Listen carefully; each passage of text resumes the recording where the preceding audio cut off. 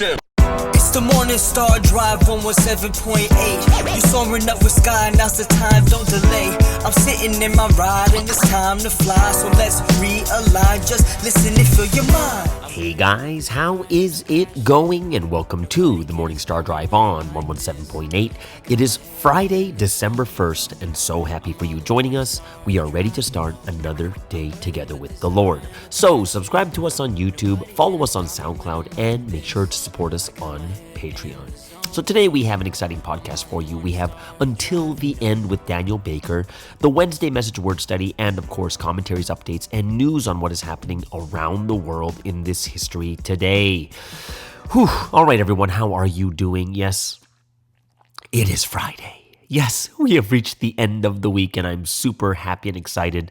It's been a busy week for me over here in Taiwan, but just really enjoying this time. Right now, at this moment, it is 1 a.m. on Friday, and not a long day, but I had a very, very good day. But super busy, and I wasn't able to record until now. But I'm very grateful that I can come this far.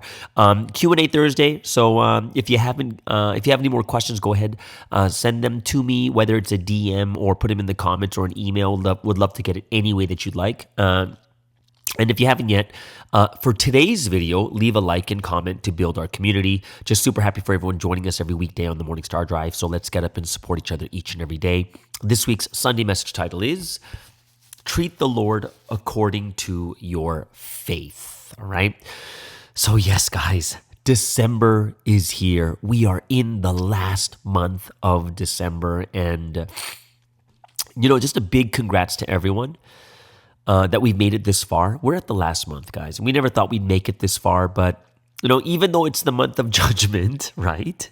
Let's keep repenting. Let's keep moving. Let's keep evangelizing. Let's clean ourselves even more. And even for me, yesterday actually, I went to the last 3 days have been pretty hectic, and I've never had time to record until after midnight. So even today, like I said, I started this at 1 a.m. I'm not going to be finishing this and editing, getting everything done until 2:33 a.m. So, I'm not saying this, guys, just to say I'm doing this for you guys here. No, I'm totally not. This is something I'm very grateful and thankful for. And whenever it's time to record, I have the energy to do it because I love doing this. Just a lot of things happened today that I can even talk about here too. But yesterday, because it's already 1 a.m. But I went to a hot spring, right? I went to the hot spring to heat up these old muscles. And, it's just a really nice time, going, it's kind of like those, like a jjimjilbang, a sauna in Korea. You go from hot to cold, hot to cold, hot to cold. And since it's a hot spring, there's a lot of sulfur in the water. And it was really nice. I spent about a good couple hours over there. Oh, and I checked my weight. So remember, when I first came to Korea, I was about anywhere from 83 to 84 kilograms, right? Because I was working out every day. I was packing on muscle and stuff. I checked my weight today, guys. I'm at 78 kilograms. So basically, I've lost 5 to 6 kilograms in the last month since I've been traveling. And I'll tell you, the biggest bulk of it is losing muscle mass because I haven't worked out in over a month. So I kind of feel less of a man. I'm not as strong. I'm not as big as I was before, but I am spending a lot of meaningful time over here too. One of the things that comes in, one thing I do think we need to reset our hearts in is, especially when it comes to understanding December as the month of judgment and what is a proper perception, right? And there's two things that we have to remember when it comes to the month of judgment. Number one is the misperception of December is usually that we think that judgment is a negative thing. And one thing I do think you do not want to do is to look down upon people who are getting blessed. You know what I mean? Because remember, even when you look at a trial, the judge rules against someone, but he also rules in favor of the other person. Right? Which means that one person is getting blessed while the other person is getting kind of cursed, right? So if, especially in this month, if you don't think so negatively, but if you see someone getting blessed, celebrate together with them. right? Celebrate together. Just be happy for them that they're being blessed for what they've done in 2023. And, if you see someone kind of getting, like the short end of the stick, support them, love them, encourage them, and let's just have this a place, let's have that church as a community that we can all run together in. So like that's the first thing I think that we have to kind of change our perceptions in, because it's very, very easy when you hear the word judgment, very, very easy for us to start thinking negatively, like we're all going to get judged, right? Now, the second thing that I think everyone should remember when it comes to the month of judgment is everyone's going to get different blessings, right? And let me repeat this. Everyone will be blessed at the end of this year. Everyone's going to get blessed, right? No one will miss a blessing because we have all survived 2023, and that's not something small. That's something that we've all made it through, right? So even when something bad may happen, don't let it blind you from the blessings you are also receiving or going to receive, right? So those are two things that I think is very, very important. And, it kind of reminds me of a story that Sunseam gave, right? Because, a lot of times people start to compare themselves with others. They see someone else getting blessed and they feel like, oh, why are they getting blessed and why am I not getting blessed? And the way Sunseam put it was like this. Imagine that everyone has a watch, okay? So everyone has a watch on, and everyone is going to get blessed when it hits 12 o'clock on your watch. However, everyone's watches are at different times. Some people are at 2 p.m. Some people are at 4 a.m. Some people are at 8 p.m. Some people at 9:30. And some people are like 11:59, and in 1 minute they're going to get blessed. So the problem that people have is when people see someone else hitting 12 o'clock and then they're like, what? How come I'm not getting blessed? And the answer is because you're not looking at your watch, but you're looking at someone else's watch. When you look at your watch, remember, it's between you and God. We all have different things that we do. We all have different things that we've done. We all have different things that are in progress. But the problem is people are looking at everyone else's watches, but not their own. Right? So it seems like keep your eye on your own watch. Because when you keep your eye on your own watch, when you get blessed, it's like, yeah, this is my blessing. And it's something that we do have to, make sure that we don't, we don't compare ourselves or don't look at other people and just start complaining, why are they getting blessed and why am I not getting blessed? Right?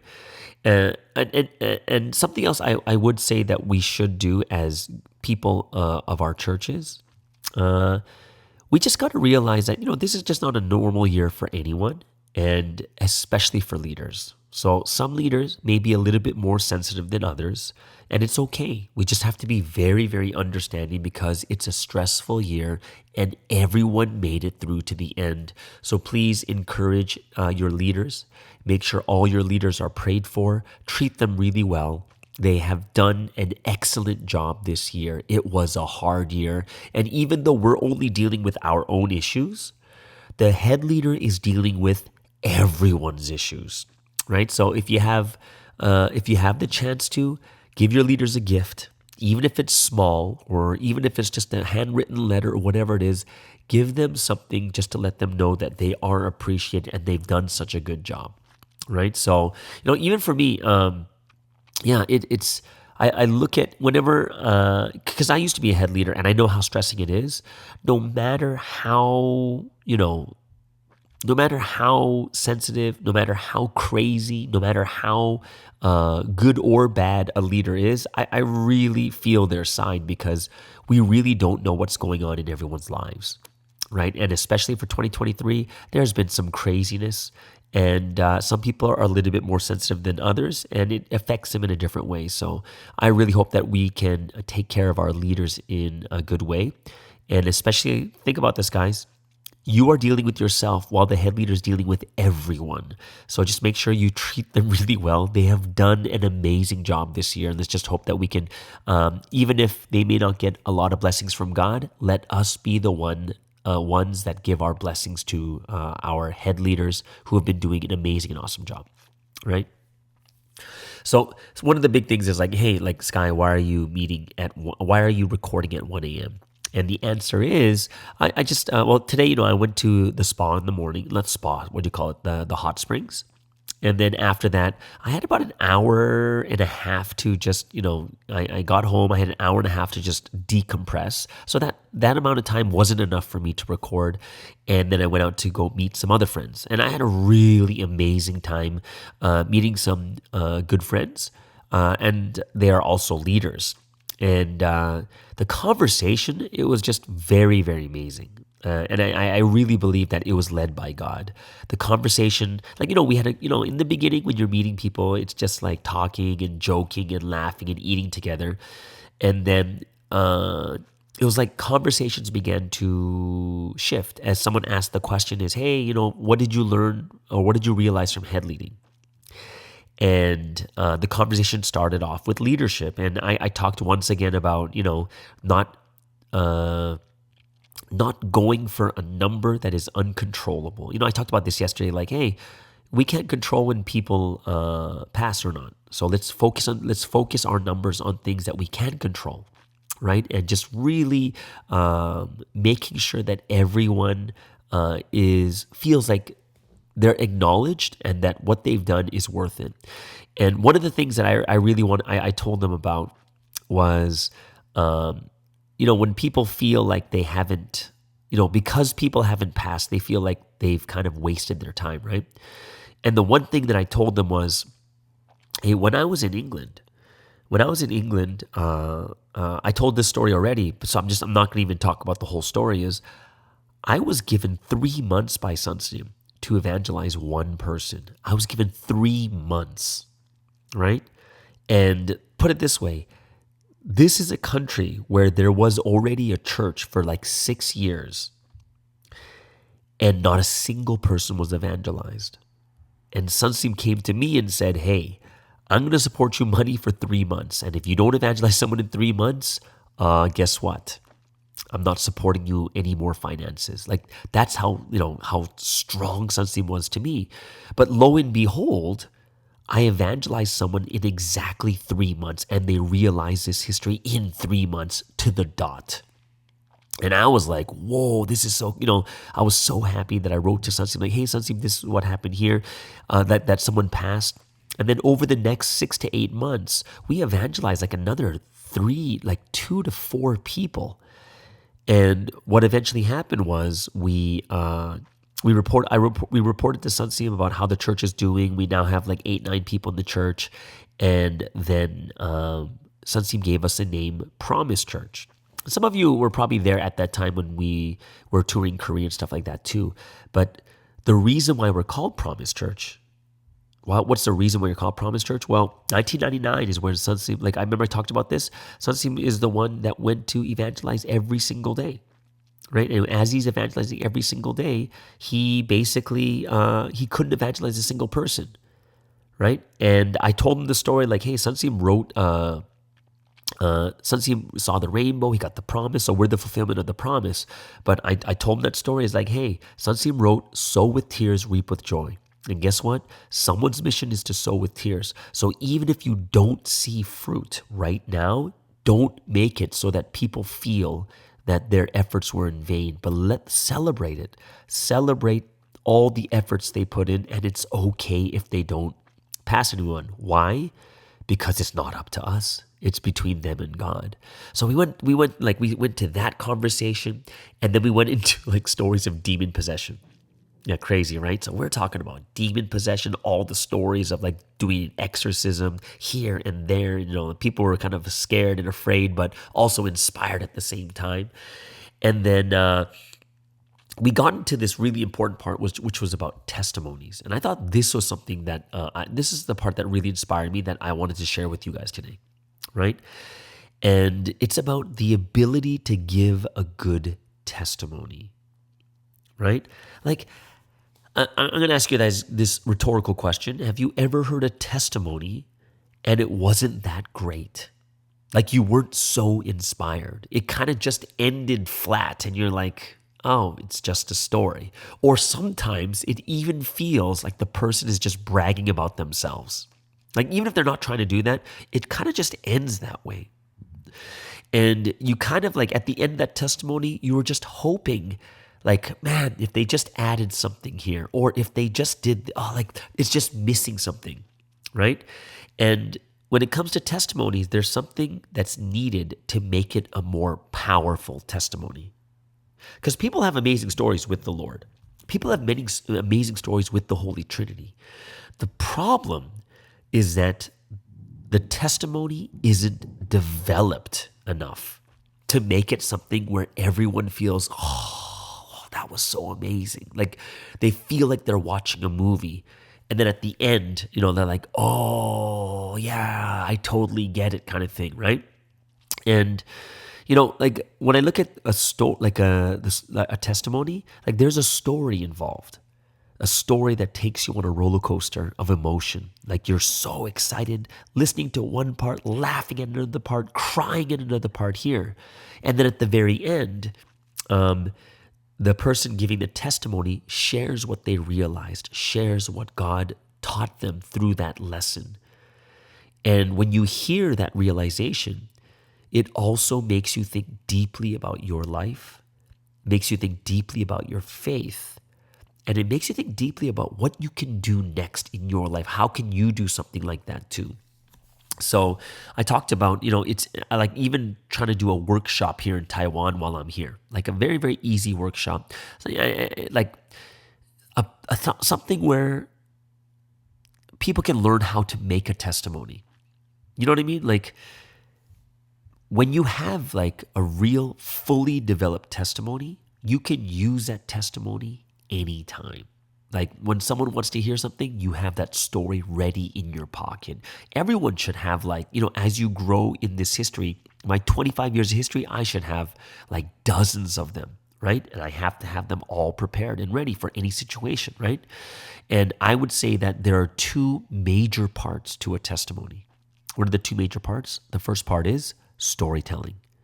Right? Telling the story in an exciting way, telling the story in a way where it's so interesting.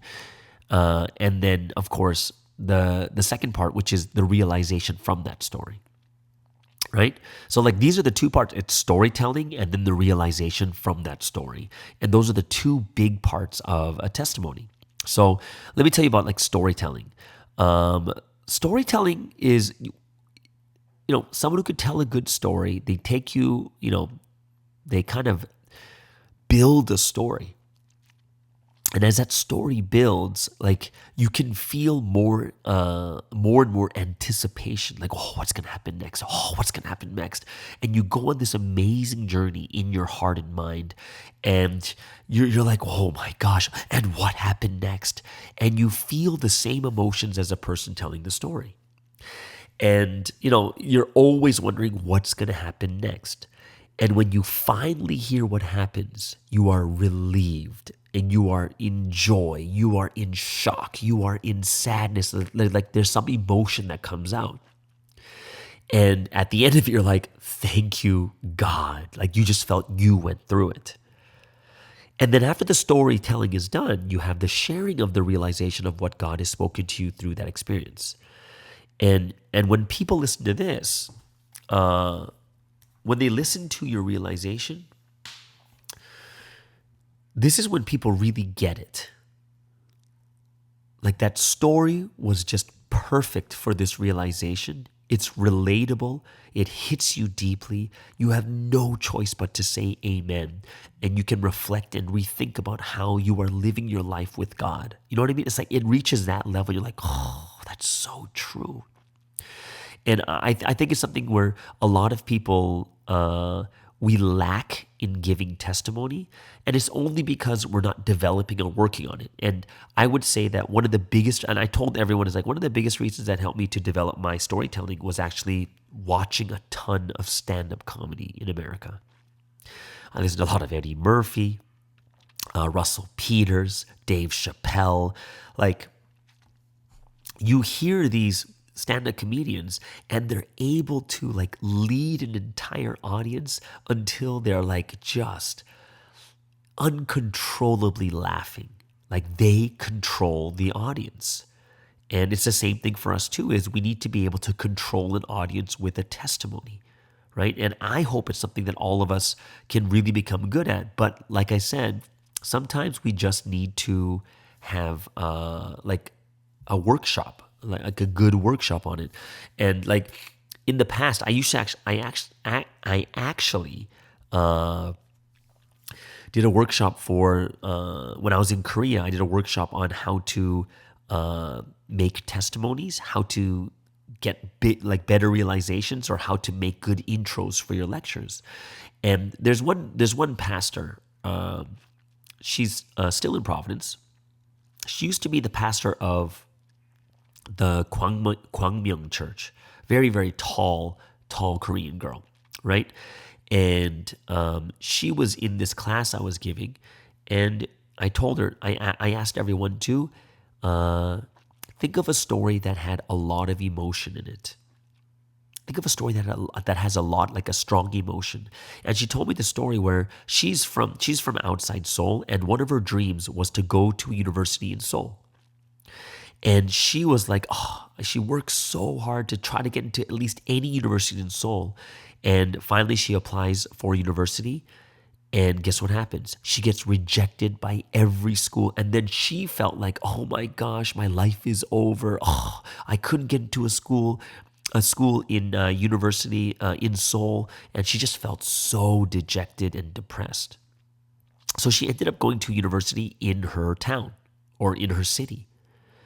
But the crazy thing is, she was evangelized in that school, and she evangelized like three of her friends, like three different people she evangelized in that school. And in the end, she realized, oh wow, this was actually the will. I thought that going to Seoul was what's going to make me happy, and that was going to be the right thing. But then she eventually realized later, it's like, oh my gosh, that wasn't the will, or that wasn't where happiness was. And she's like, okay, well, that's my story. And so, like, where do you go from here? You know what I mean? It's like, oh, okay, it's a story about the will, right? And I said, and we eventually eventually able to make that into a testimony for her, but we also made it into an intro for a Bible study.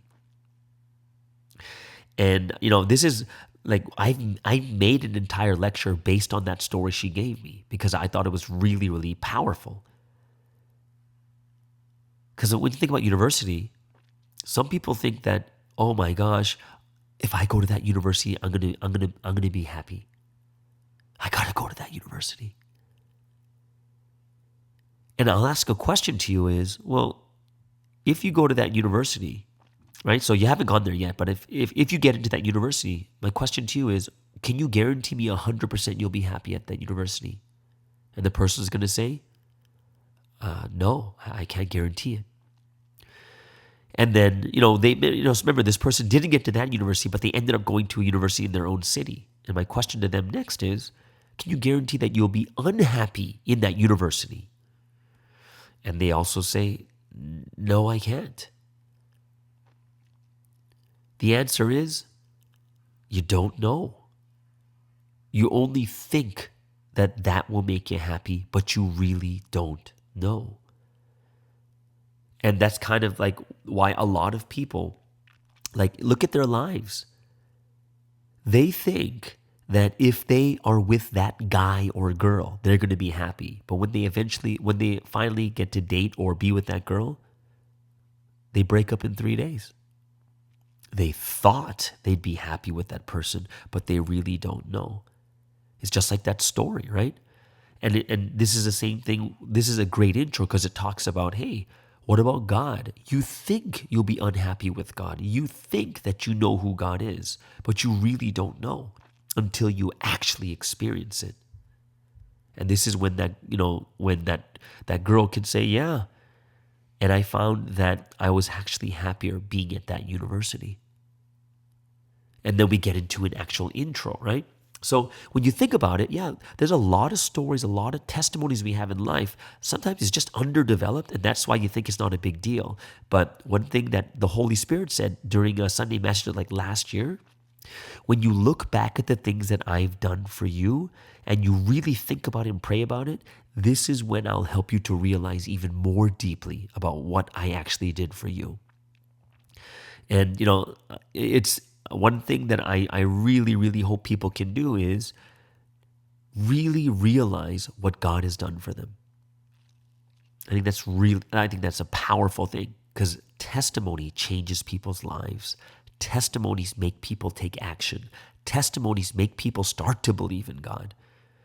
Like it was like this time I had with these friends of mine, it was so graceful. And at the end of it, it was just inspiring. We're like, yeah, and for me, like, yeah, that's the power of testimony.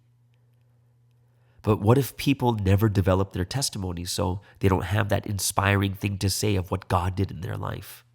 So I'm really, really considering now to do like testimony workshop in Taiwan here. Like something very unofficial, because I'm not here on official like anything else, but just doing something where we can sit down with people and just work on how to develop a great testimony. Right? So yeah, that's something like, I think that's something that all of us should be working on. We should all have like 10, 20, as we grow more in this history, we should have like 10, 20, 30, 40 different testimonies just in our pockets, that anytime we can pull out that testimony and teach, and share with someone, inspire them and move them, right? And I think it's not about people not having these stories. It's more about people who don't know how great their stories actually are. Oh, you know what? We actually also started talking about dreams and stuff. And it was so interesting because I'm not sure how it got to this, but as we were talking, I started, for some reason, God inspired me to remember this one dream I've had in the past. It's not lately. But I don't know. You guys out there, are you guys having any dreams lately? Especially we're hitting a very spiritual time, getting to the end of the year and such. But as me and my friends were talking about dreams, for some reason God inspired me to remember this one common dream I've had a couple times in the past. Okay, now don't get me wrong, it's real dreams that I've had. It was so real, to the point that when I woke up, I couldn't discern between whether it was a dream or reality. Like that's how, it was so real to me. So here it is. Like, I had this dream several times in my life. So I've been in Provi for 25 years now, right? And I've had this dream about probably 5 times, around 5 times. Okay, so it's like once every 5 years, but this dream was so mentally draining and damaging, but it had such a great effect. So what kind of dream was it? I had a dream where I committed the fall. And then right after, I had to stand before God. Like, can you imagine that? Like, I was standing before God, absolute dread in my heart, the fear, the shame, and just all those feelings. I couldn't even look at God. I thought my life was over. I thought that I wasted everything else I've done. And I thought that, now that I've committed the fall, that I would be relegated to just sitting in the back of church and just leaving early, not wanting to show my face to anyone else. And I was so devastated to stand before God. And then I would wake up and I couldn't figure out if it actually happened or not. I'm like, what's going on? Like, I'd be like, huh? And when I would finally realize it was only a dream, I was so thankful to God.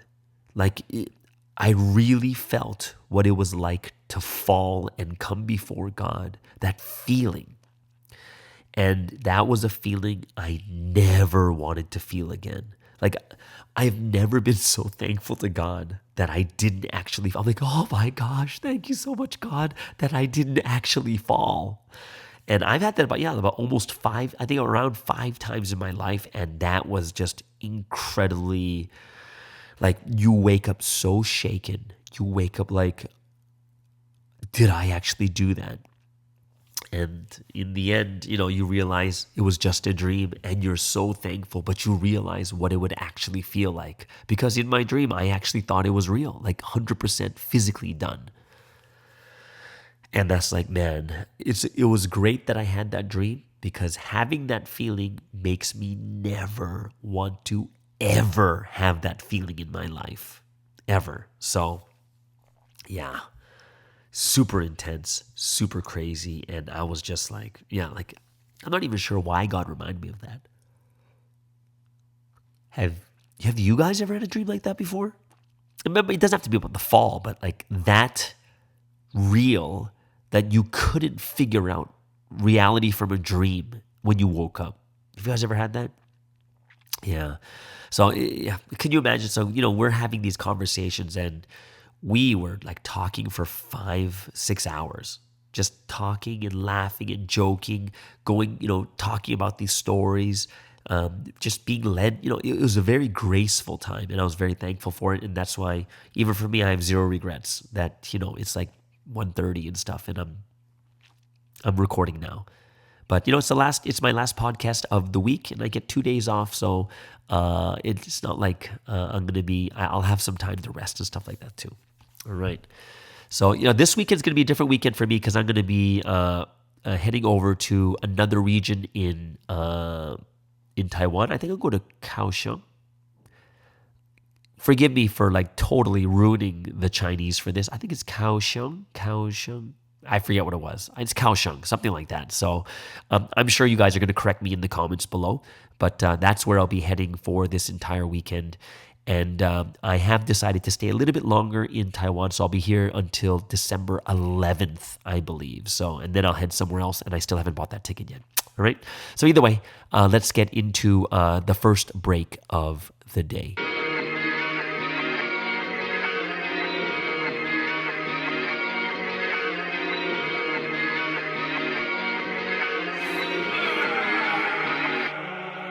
Yeah, rise up to the challenge, armed with the word and action, belt to the truth, fasten, shield of faith in one hand, sword of the spirit I'm slaying, no mercy I'm praying, everyone thinks I lost, but now I'm turning Super Saiyan, I gotta be new, gotta be great, I only gotta win this thing, fix mistakes, fix who I am, all I wanna do is change, gotta be brave, gotta be tough, no more time for delaying, it's just training, all those times of pain, off, pushing my limits, only God, I'm trying to be better, I'm trying to feel God, enemies watching, they want you to fall, but you have to be better, you have to give it your all, every day I make myself, but I know it's not easy, this is the life I chose and I know my spirit's breathing, the battle has only begun and I may take damage, but if I fall, I only know how to do one thing, rise up to the challenge, armed with the word and action, belt to the truth, fasten, shield of faith in one hand,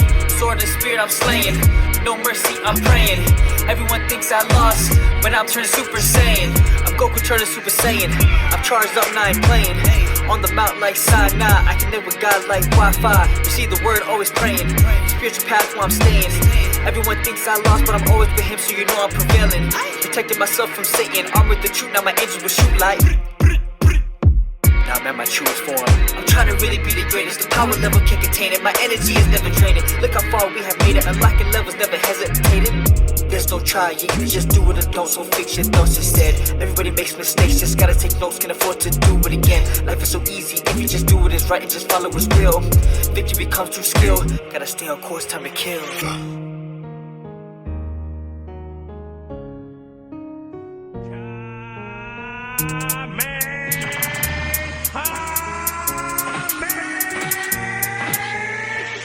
Time to rise and shine, thinking of the past and never forget. God is Lord, by your side, holding your hand, dry your eyes, trust in Lord every night and day. He'll never let you go, don't fall away. Be bold, be brave, and with all your heart, love the Lord to the end of time. Rise up to the challenge, armed with the word and action, held to the truth, fasten, shield of faith in one hand, sword of the spirit I'm slaying, no mercy I'm praying. Everyone thinks I lost, but I'm turning Super Saiyan. All right, so let's get into our second segment today, which is the Wednesday message word study. And there's something actually I've been thinking about when it comes to this week's message, and it's about the title. Like treat the Lord according to your own faith. And for me, this according to your own faith, it kind of goes in line with, judge them according to what they have done. Like it's about us. Like what is our faith and how far has our faith come to this point? Because, we've seen in 2023, we've kind of seen the reality of some people. So of some of us where the reality of our faith wasn't what we thought it was. Right. And we see some people who have left and are like, oh, I didn't know their faith was like that kind of thing. Right. And it's just kind of, that's the reality of where people are. And it reminds me of this one big question that, I used to ask a lot of newcomers in the past. And what newcomers would ask me too is how come the Bible and reality are so far apart? Like you read the Bible like, oh my gosh, this is amazing and all these miracles and this and that. And then when you look at reality, it's like, why is it not the same? Like why does the Old Testament and the New Testament feel so different from the world that we're living in right now? You read the Bible and you're like, how come none of that happens anymore? Like how come it doesn't happen today?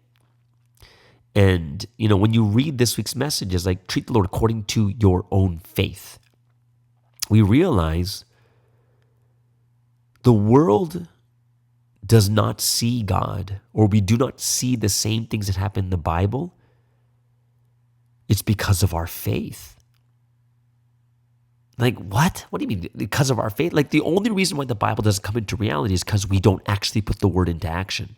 Right? When the Bible says to pray for each other, when the Bible says to make miracles happen, to cast out Satans and demons, to heal, to do these certain things, the only reason why it doesn't happen in this world is because most people aren't doing it. So let's just take it like one example, like something very, very easy that can be seen is like healing, right? Like I talked about this yesterday in the Sermons in the Sky. And a lot of us may think that this is something that is so difficult.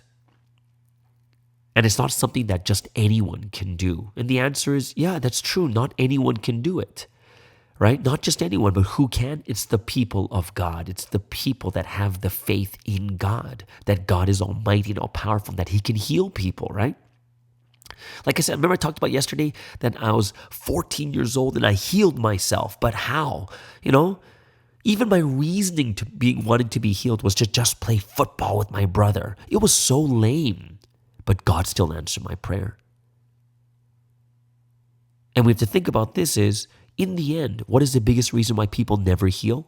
Like the Bible, is because they never try. They don't have the faith to actually try it. Like one of the very first times I ever healed someone while I was in Providence was in South Africa. I think it was like 2006 or 2007. And when I was speaking to a large crowd, God spoke to my heart and told me to heal these people. And guess what? I was scared. I was so scared. And the first thought I had was, what if nothing happens? And that's kind of like the reasoning we have in our head is like, but God, you want me to heal, but what if nothing happens? But the reality is, if you never try, then you're guaranteeing that nothing happens. If you try nothing, then that is what's going to remain, is nothing. If you don't try, it is guaranteed that nothing will happen. But remember, I was 14 years old and I prayed and something happened. And the only way you give God a chance to make a miracle is when you actually try. When I was in South Africa, and some people have heard this story, I prayed for 20 people. I think it was even 25, and only 3 people had miracles happen to them. So think about this. If there was 25, that means 22 had nothing happen to them, but 3 people did. From one person, their grandmother being healed in another city, another person, like their father was a godless drunk, and the miracle is they quit drinking and they started coming to church. 22 people didn't get healed, but there were those 3 people that did. Something actually happened. And guess what? No one ever asked about the 22 people that didn't get healed. They always asked, and they are amazed by the 3. If you think about it, It's according to our faith. And the people of God are too afraid to try because they are too afraid to fail, or they do not realize the power of the Almighty God. And this is the reason why the Bible and reality are so far apart. If someone's sick, how many people have prayed for the sick? Like really laid your hands on them to pray that they'll be healed. No one tries to allow God to work through them. And this is why the church is pretty much like the world. It's just a normal place. Go get your medicine and just go home and rest. But if you really want to see the Bible come to life, this is when the people of God need to get up and start to really put it into practice. Isn't it kind of weird that we have more people healing in the former faith who are children of God than the brides of this history? More people are casting out Satans and demons than brides. Children doing it more than brides. According to our faith, do you really believe that God can make miracles happen? Do you really believe that God can help people in this world, that He can heal them with this omnipotent power? And the answer is going to have to be for us is, well, it's according to our faith. It really is. And it's not about the people that don't get healed.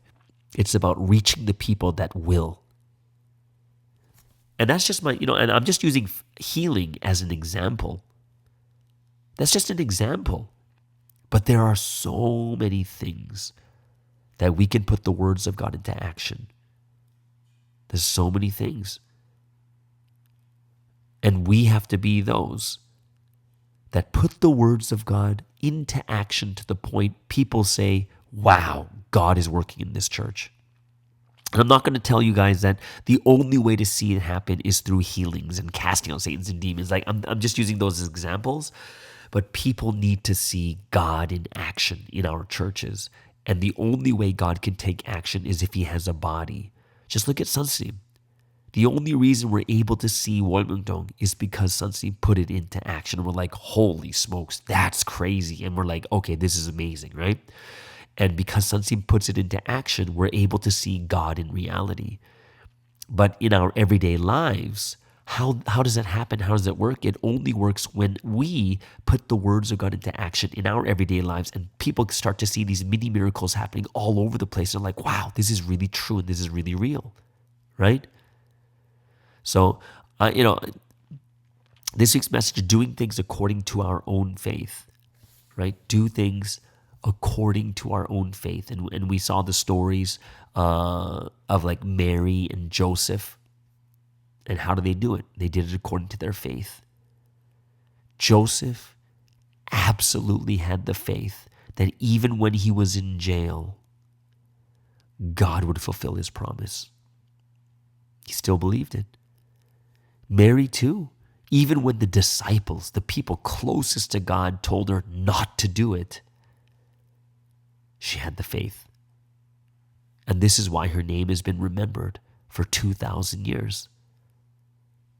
Right? Every time period, there are people with the faith that sacrifice their lives. And this week's message says that some of them even became martyrs of this time period. We have to pour out our hearts. We have to pour out our mind, our love. And I hope that's something that all of us will really think about when it comes to our life in this history. This life we live right now, I know it's a difficult time. It's not about survival. Survival is the easiest part. It's about growth. Can you grow in this environment? It's kind of like the pine trees that grow on a rock. But if they grow on this rock that has very little depth for their roots, then this tree will never die. It'll last forever. And that's what we want for us too. In this difficult time, can you still grow? You got the faith. Because everything's going to work according to our faith. All right? So I hope that everyone really enjoys like the Wednesday message and stuff. And I hope it's something that we will continue to be able to kind of get more, reap more from these Wednesday messages each and every week. Okay? So that is the Wednesday message word study. I hope you guys really enjoyed that. So let's move into our second break of the day before we get into Until the End with Daniel Baker.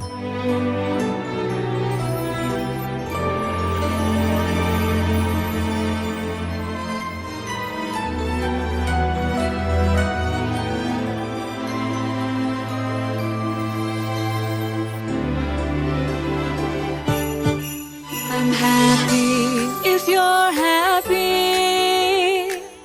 The Trinity are happy too. That is all that matters. Since we found the path of life, now we can say time can keep flowing away. I'm on the way to heaven. We have fulfilled God's purpose of eternal love. In that golden heaven above, from the sunrise to the sunset,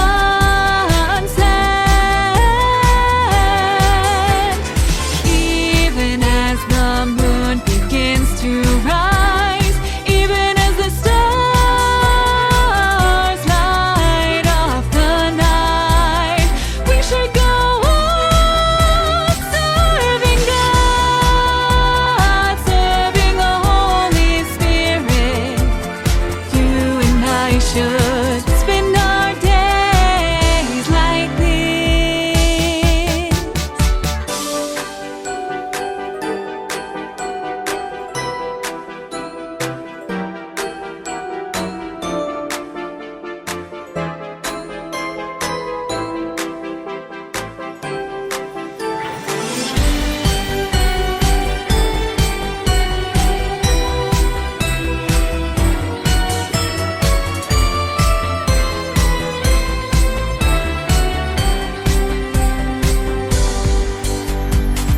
I'm on the way to heaven.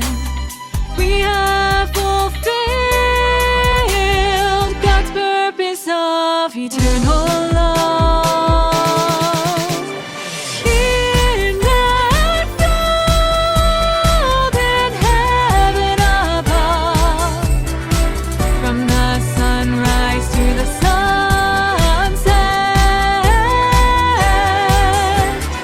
even as the moon begins to rise, even as the stars light up the night, we should go on serving God, serving the Holy Spirit. You and I should spend our days like this. Here in this world of love, we live faithfully, believing without regret. Life is great, meaningful. Life is awesome when we live this way.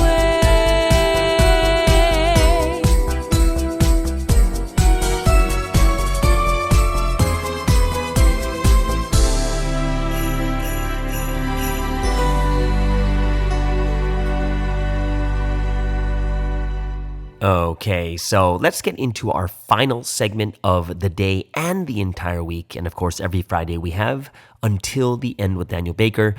Today, I believe he's going to talk about PST, which is psychological skills training. And it's very, very interesting because it's good for controlling your mental state and performing at a high level. So I hope you guys are going to enjoy this. Please welcome Daniel Baker all the way over from Korea with Until the End.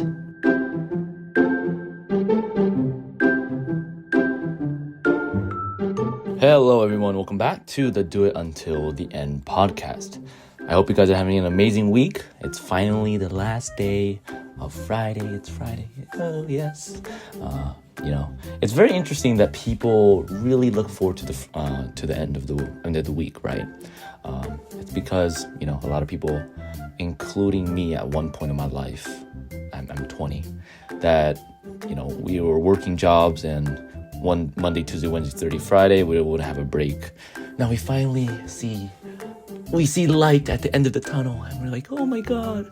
However, it's really good. It's a good thing to think about, but, it would be very nice if we lived our life like, Saturday and Sunday. I'm not saying like just rest constantly, you get lazy on Saturday before you prepare for Sunday.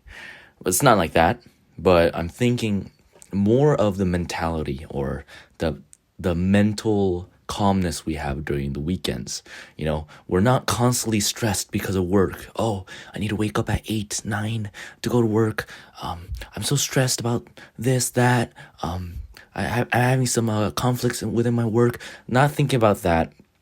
When you come, if you're a really good rester and you know how to rest really well, then those Saturdays are meant for rest, right? And it's very cool. I'm watching a volleyball game on Saturdays, so doing what you like during weekends is so important. Also, as I was saying, being calm and knowing and controlling your mental state and if you're having a big performance, controlling that performance at a high level is very, very important. So we're going to go into a series of a couple weeks, and we're going to talk about psychological skill training, PST for short. Now, these are skills or these are tools that you can develop so you can control your mental state and your performance. Right? Now, how did I get this information, right? And how did I get this idea? Now, you might ask that. But I got this information from reading a Korean volleyball book that is made for professors and made for people who want to teach volleyball to the next generation. And I got this for a Christmas gift, an early Christmas gift from my work. And I just want to say it had like 50 pages about the mental aspect of volleyball. And I was like, man, this, if we want to be high performing, and people who can control our mental state, never be depressed, never have those kind of difficulties, even though we might have them in our real life, then we need to really control. It will be so amazing if we can control our mental state, right?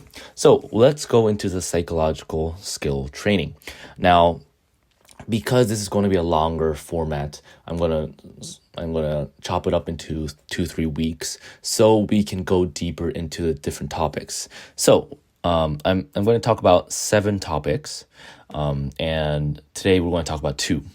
I'm just going to list out the 7 topics. So if you guys want to, research and read about it, do what you need to do.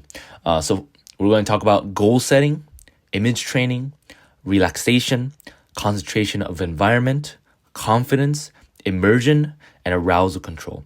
So today we're going to talk about goal setting and arousal control, and why those 2 skills is very important, and how you can train yourself to make sure that you have another tool in your toolbox whenever you're in a difficult situation, or it's just a good way to live life. So first, we're going to talk about goal setting. Now, the process of creating a goal, a plan, and a process towards a specific goal is goal setting, right? So there's a couple characteristics goals need to be. Goals need to be specific, clear, and have actionable steps towards that goal, right? Now, however, it doesn't just end there, right? It doesn't just end at you just writing down your goals, specific goals, clear goals, and actionable steps. But if you don't have the action, right, to achieve that goal, you need to give effort, consistent effort to improve. Now, this is the key to goal setting because it doesn't really matter if you don't take action, right? Now, how do you take action? And consistently, right?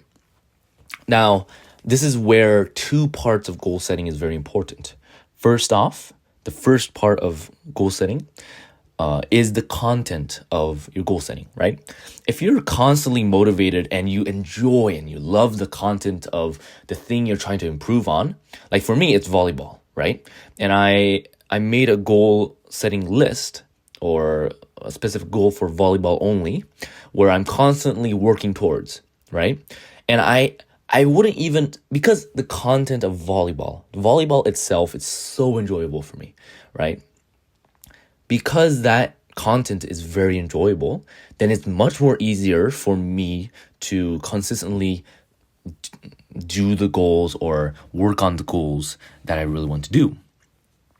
And number two, the thing that we need to consider while writing our goals is intensity, right? If it's super intense, like each time you have to like do a 2-hour workout, you're also not, you're 100% focused within that specific goal.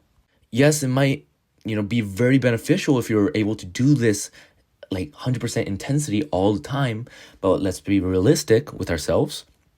If it's too intense, then it's very hard for us to consistently do and give some kind of effort to our goals, right? If it's a job that's paying for you, it might be different, but we're doing goal setting is for like habits or things you really want to improve in, like your public speaking, your volleyball, your sports, your relationship with God, those kinds of things. So because this was a book about volleyball, I had a very interesting thing or an interesting insight, because the most successful pro athletes, they have very clear and specific goals, and they have an unlimited effort towards those actions, towards those specific goals, which is very interesting, right? The top people on the on the food chain, these people have specific goals and they have unlimited effort, right? So if we want to be more like pro athletes, right, we want to put ourselves towards the top of whatever field we are, right? And for me, I'm super competitive. I love to do these kind of stuff. We need specific goals. Now, goals are needed in not only your individual life, right? But if you're a leader, you're leading, the SS campus department, it's very important that the goals are distributed within your individual, the team, the church. It's very important, right? As a leader, if you're a leader, right? Now, because this podcast is getting very long, I just realized that I'm probably going to have to break up each segment, like do one every segment. So today's going to be goal setting. Next week will be arousal control. However, I'm gonna end off with how one type of goal setting for me has been very, very effective, right? So I start off with a very broad goal, right? So my very broad goal for December, 12월, is finish 2023 very well, right? Now that itself can mean a lot of things, right? However, I don't stop there. What I really want to do, I want to take a step further. I want to make sub-points that are so important. Making sure these sub-points and the following points that, go under them, making sure they are very actionable and specific is very important. It's like a list. It's like a daily list you need to do, but these are things that you can constantly work towards and make sure you can finish within a time period, a time frame. And that's also very important, having a time frame. So like goals for December, January 2023. But don't make it like a whole year. Maybe max 3 months. So I have 3 categories: my mission, volleyball, and moving to the States. And yeah, I'm moving to the States, but I won't talk about that. And below these specific points, there's like 3-4 sub points, right? So for my volleyball, right, I want to focus on improving 2 aspects of my play. Only 2, right? My arm swing, 4-step approach, and plyometrics. Yeah. And they're very actionable. Now, how do I, record my improvement? It's very easy. Like plyometrics, they help you jump. So how many, like, what's my vertical, right? Arm swing, also very important. Just video, making sure that I can improve during video. And it's very interesting. The more I research about volleyball, and the more I'm able to like improve my mental health, and ultimately improve my health, because volleyball is so good for you. And I'm taking supplements that really help me play more volleyball. So that's very important. Goals, for people, we're like sheep, right? And if sheep, they don't have guidance, it's unfortunate that we're like sheep. But to be perfectly honest, if we don't have guidance, especially in a group, then it's very hard for us to go in one direction. Everyone's going different directions, and it's very difficult, right?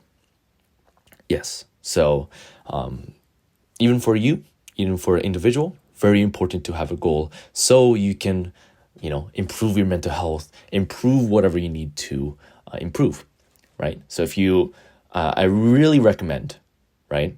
And I would say, I would go to this extreme, and I would say that if you don't do this right now, and if you did this, then you're okay. But if you don't do this right now, let's say you're being very irresponsible. What I want you to do is grab a piece of paper and write down your goals, right?